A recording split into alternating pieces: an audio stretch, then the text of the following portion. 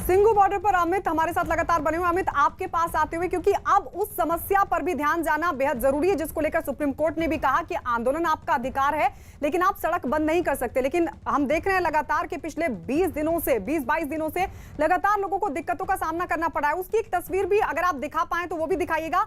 और साथ ही सवाल ये भी कि समाधान कहीं से भी निकले, सरकार से तो बात नहीं बनी, समाधान कहीं से भी निकले, इसकी कोशिशें हर ओर से हो रही है। और अब एक विकल्प था सुप्रीम कोर्ट का, तो फिर क्यों किसानों की तरफ से नोटिस नहीं लिया गया?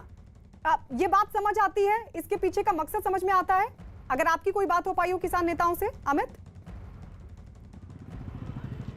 जी हाँ, बिल्कुल। जिस तरीके से सुबह सभी किसान नेताओं ने कॉन कॉल के जरिए बात की तो जाहिर तौर पे उसमें एक रणनीति बनी होगी, उस रणनीति का एक यह हिस्सा होगा। लेकिन फिलहाल जिस तरीके से सख्त लफ्जों में केंद्र सरकार की तरफ से कोर्ट में कहा गया कि जिस तरीके से सुप्रीम कोर्ट का नोटिस इशू होने के बाद जब किसान नेताओं के पास प्रशासन नोटिस लेकर गया तो उन्होंने नोटिस नहीं लिया, ठीक उसी तरीके से वह बातचीत भी नहीं कर रहे हैं। तो इस पर सुप्रीम कोर्ट ने साफ साफ लफ्जों में कहा है कि बातचीत के लिए एक स्वतंत्र कमेटी बनाई जाएगी और उस कमेटी में जो लोग होंगे वो अपनी बातें रखेंगे। हालांकि सुप्रीम कोर्ट ने यह भी कहा, अटॉर्नी जनरल से कहा है कि जब तक डिस्कशन चल रहा है इस पूरे मसले पर तब तक ऐसा हो सकता है क्या कि ये कानून को इंप्लीमेंट ना किया जाए। इस पर अटॉर्नी जनरल ने पूछा है कि वो सरकार से बात करके बताएंगे। फिलहाल जो दिक्कतें हैं यहाँ की उस पर मैं आता हूँ। गायत्री, देखिए मैं एक सड़क आपको दिखाता हूँ। ये कुंडली इंडस्ट्रियल एरिया का वो सड़क है, आप देख सकती हैं। और ये सड़क जो है यही केवल इकलौता सड़क है इस वक्त सोनीपत जाने के लिए। और यहाँ पर सुबह और शाम यानी जब दफ्तर जाने का समय होता है और दफ्तर से वापसी आने का समय होता है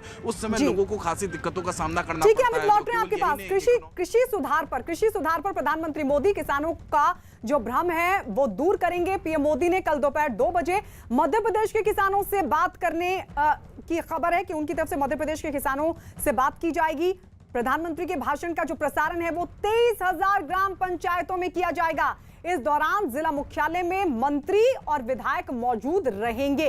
तो ये बड़ी जानकारी निकलकर सामने आ रही है कि अब खुद प्रधानमंत्री मोदी भ्रम दूर करेंगे किसानों का। हालांकि हर मंच से वो लगातार भरोसा दिला रहे हैं किसानों को कि सरकार उनके हित में फैसला ले रही है। लेकिन अब इस सबके बीच बड़ी खबर, मध्य प्रदेश के किसानों से करेंगे प्रधानमंत्री मोदी बात। मुझे विश्वास है हमारी सरकार की ईमानदार नीयत, हमारी सरकार के ईमानदार प्रयास और जिसको करीब करीब पूरे देश ने आशीर्वाद दिए हैं, देश के हर कोने के किसानों ने आशीर्वाद दिए हैं। मुझे विश्वास है कि किसानों के आशीर्वाद की ये ताकत, देश भर के किसानों के आशीर्वाद की ताकत, जो भ्रम फैलाने वाले लोग हैं, जो राजनीति करने पर तुले हुए लोग हैं, जो किसानों के कंधे पर बंदूकें फोड़ रहे हैं, देश के सारे जागरूक किसान उनको भी परास्त करके रहेंगे।